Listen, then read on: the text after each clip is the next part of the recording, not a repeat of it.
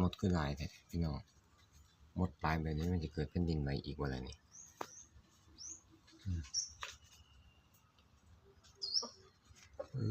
มดดำถ้ามดออกมาสิบ่งบอกถึงความเตือนว่าถ้าฝนบ่ตกแห้งก็น้ำสิท่วมนี่ก็ขาบไข่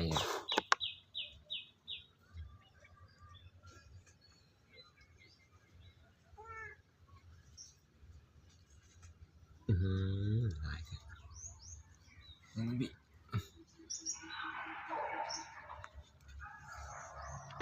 เต็มเลย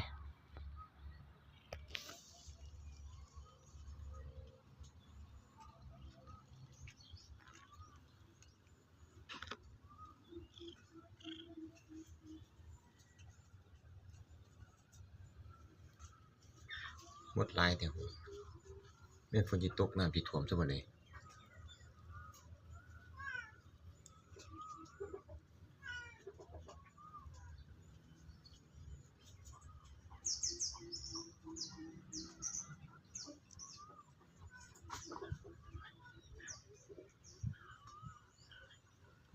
หลายแต่พุ่นน่ะ